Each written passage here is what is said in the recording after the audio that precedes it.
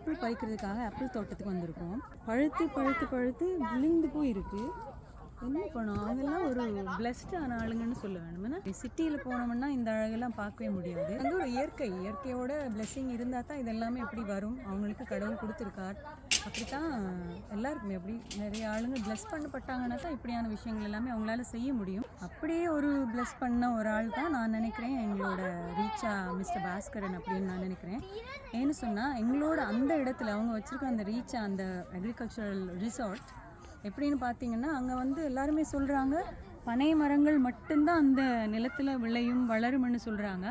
ஆனால் அவர் வந்து அவரோட ஒரு தனி மனுஷன்.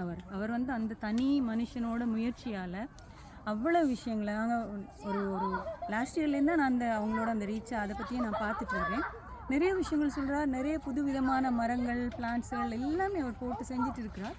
எல்லாமே வளருது. அதான் அந்த விஷயம் வந்து ஒரு முயற்சி எடுத்து அவ்வளோ ஒரு நல்ல ஒரு விதமாக செஞ்சுட்டு வரார். நிறைய ஆளுங்க வந்து குறை சொல்கிறாங்க, நிறைய சொல்கிறாங்க.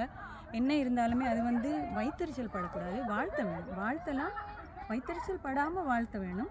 அதே மாதிரி பொறாமைப்படக்கூடாது. ஏன்னா எங்களோட தமிழ் இடத்துல இப்படி ஒரு விஷயம் வர்றது அது ஒரு ஒரு ஒரு நிறைய ஒரு வெளிநாட்டு ஆளுங்கள்லாம் வந்து பார்ப்பாங்க. நிறைய ஒரு என்ன சொல்கிறது, ஒரு ஒரு பெருமைப்பட வேணும். பொறாமைப்படக்கூடாது. பெருமைப்படுற ஒரு விஷயம்.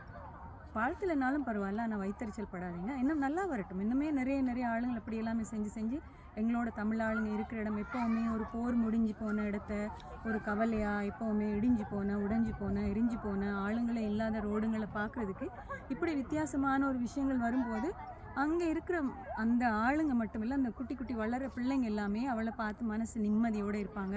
வெளிநாட்டில் இருக்கிற ஆளுங்களுக்கு வந்து அது எல்லாமே ஒரு கவலைங்கள் எல்லாம் பெருசாக தெரியாது. எங்களோட நாட்டில் இன்னமே இருக்கிற ஆளுங்க வந்து இன்னமே அந்த பழைய கவலைங்களையே யோசிச்சுட்டு அப்படியே கவலைப்பட்டுட்டு ஒரு அரசியல்வாதிகளும் வந்து சொல்கிற விஷயங்களே கேட்டு என்ன பண்ணுறதுன்னு தெரியாமல் இருக்கிறாங்க. அட்லீஸ்ட் இப்படி ஒரு நல்ல விஷயங்கள் செய்யும்போது அதுங்களை தடுக்காமல் நாங்கள் வந்து ஒரு வழி விட்டு போனோம்னா எங்களோட கண்ட்ரி வந்து நல்ல அழகாக வரும். ஸ்ரீலங்கா அவ்வளோ பெஸ்ட்டான கண்ட்ரி. இன்னுமே நிறைய ஆளுங்க இப்படி செய்யும்போது நல்லா நிறைய வரும். அதே மாதிரி இன்னொரு விஷயம் என்னடான்னா, இப்படி ஒரு இடத்துக்கு போகும்போது நாங்கள் எல்லார்ட்டையுமே இப்போ பார்த்தீங்கன்னா ஸ்மார்ட் ஃபோன்ஸ் இருக்குது.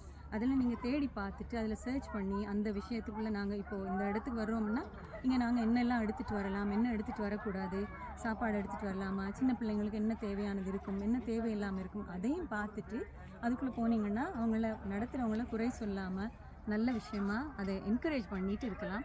தயவுசெய்து அப்படியே என்கரேஜ் பண்ணுங்கள். எங்களோட நல்லா சூப்பராக வரட்டுமே. தமிழ் ஆளுங்களும் சரி, சிங்கள ஆளுங்களும் சரி, ஸ்ரீலங்காவே நல்லா வரட்டுமே. உலகம் பார்த்து வியக்கட்டுமே. எல்லாரும் சந்தோஷம் இருக்கிற என்ன தப்பு இல்லை, எல்லோரும் சந்தோஷமாக இருங்க. இன்னொரு வீடியோவில் பார்ப்போம். பாய்.